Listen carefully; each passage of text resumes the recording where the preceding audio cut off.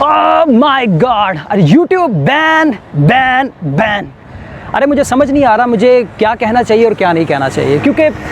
YouTube ban है, इससे पहले बिंगो बैन था, टिकटॉक के ऊपर बहुत सारी बातें चल रही हैं और यूट्यूब भी बैन होने की बातें अब सुप्रीम कोर्ट की तरफ से होने के लिए जा रही हैं। अरे मुझे यार ये वैसे तो मुझे किसी हुकूमती फ़ैसले की मैं मुखालफत नहीं करना चाहता, ना ही मैं अदलिया के ख़िलाफ़ जाना चाहता हूँ, लेकिन बात यह है कि ये बैन करना क्यों चाहते हैं यार। अगर सिंपली घरों की बात करें, हम अपने मतलब बिज़नेस की भी बात करें, तो मैं एक यूट्यूबर हूँ, मेरे तरह बहुत सारे और कंटेंट क्रिएटर्स हैं। अगर हम कहें कि हमारा काम सिर्फ यूट्यूब पर ही प्रमोट करना है, बहुत सारे डॉलर्स पाकिस्तान से मतलब पाकिस्तान से में लेकर आना है, तो खाली हमारा यही काम नहीं है। ओ भाईजान, यूट्यूब के ऊपर बहुत सारे लोग अपने बिजनेसेस को प्रमोट कर रहे हैं। कल को फेसबुक बैन हो जाएगा, कल को व्हाट्सएप भी बैन हो जाएगा, तो फिर हमारी यूथ के पास करने के लिए क्या होगा? रोज़गार तो इन लोगों के पास पहले ही बहुत कम है, बिजनेसेस ये पहले ही बहुत कम है, या लोगों की सोच वैसी नहीं है, और जो ऑलरेडी कंटेंट क्रिएटर्स ये काम कर रहे हैं वो किधर जाएंगे? भाई अगर सिंपल सी मैं मिसाल दूँ, अगर मेरा जिस्म है, जिस्म पे अगर थोड़ा सा कट लग जाए, तो क्या मैं उस ज़ख्म को रिकवर करने की बजाय खुद को ऐसे कर लूँ? भाई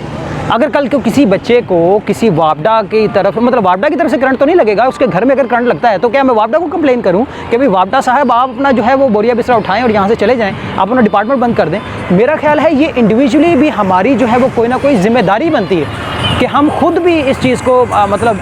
समझें कि हम कर क्या रहे हैं। जो लोग अगर इस तरह की हरकतें करते हैं, सहाफ़त में हैं, चाहे सियासतदान है, कुछ भी हैं, freedom of speech no doubt है पाकिस्तान में, लेकिन अगर लोग यूट्यूब के ऊपर आकर अदलिया के ख़िलाफ़ बातें करते हैं, हुकूमत के ख़िलाफ़ बातें करते हैं,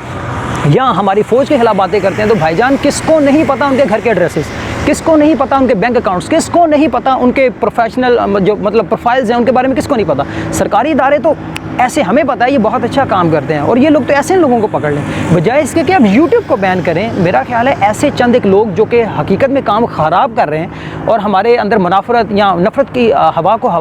पैदा कर रहे हैं, मेरा ख्याल है इन लोगों के ऊपर बैन करना चाहिए, इनके अकाउंट्स को ब्लॉक कर दिया जाए, इनको एक तरफ ज़रा पता लगे, इनको 2-4 दिन ज़रा अंदर रखा जाए, इनको ज़रा ताकि अकल आए कि हमने अपनी कौम के साथ क्या करना है और क्या नहीं। लेकिन अगर इसकी बजाय आप यूट्यूब को बैन कर दें, टिकटॉक को बैन किया समझ में आता है, क्योंकि वो कंटेंट नहीं है, वो कोई क्रिएटर्स नहीं है, बस एक म्यूज़िक चल रहा है और बहुत सारी चीज़ें आलतू फालतू। 95%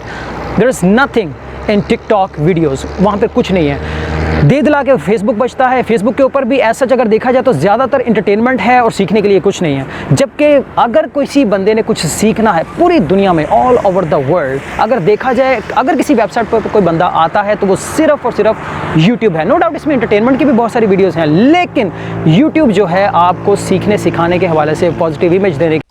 के हवाले से बहुत सारी आपको वीडियोस इस पर मिलती हैं। तो मेरा ख्याल है अगर इसके ऊपर बैन लगा, मैं ये तो नहीं कहता इसके ऊपर बैन लग चुका है, लेकिन अगर कोई लगाने वाले इदारे इस वक्त इस वीडियो को देख रहे हैं, तो मैं चाहता हूं कि ऐसे लोग जो कि ख़राबी का बायस बन रहे हैं, जैसे कि अगर क्रिकेट टीम की बात की जाए, क्रिकेट टीम में अगर 2-4 लोग परफॉर्म नहीं कर रहे, तो क्या क्रिकेट टीम को हम बैन कर देंगे? हाँ, नहीं,